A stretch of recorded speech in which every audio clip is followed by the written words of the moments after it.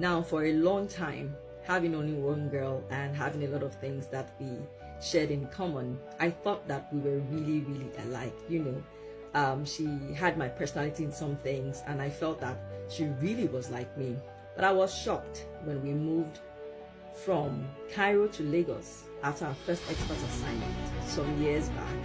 And within the first term, there was just this week where she came back, and the first day or so she came saying, "Oh mommy, I've been told by the school to be part of the competition." And I was like, this is good.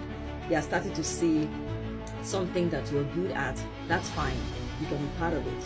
And then like 2 days after, she came back again saying, "Oh, there's another competition that I'll be in school for, so you might need to pick me up," or something of that sort. And I was like, okay, this is okay, this is good.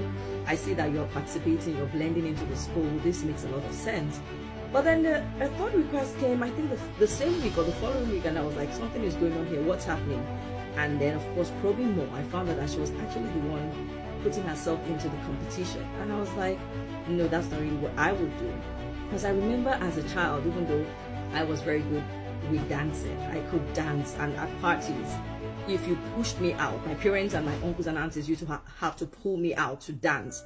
I will definitely get on the dance floor, and then of course I'll be one of the first two, right, to win the prizes and all of that. But on my own, you wouldn't see me going for a competition. I wasn't just that kind of person.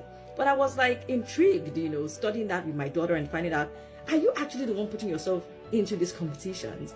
But it took me actually taking her through the DISC assessment to really understand that her personality thrives in a team environment, as in they go out of their way to take on competition, to take on challenges, so that they can express themselves and have this sense of worth and this sense of value that they bring into a space.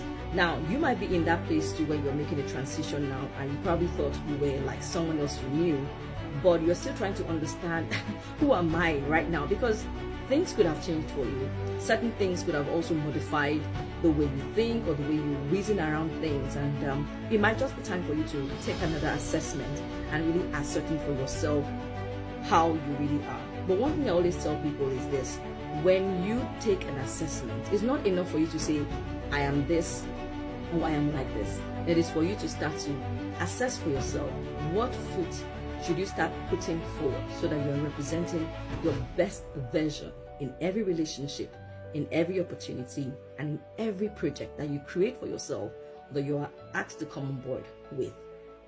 You need to ask yourself, how do I put my best foot forward? And I can help you do that.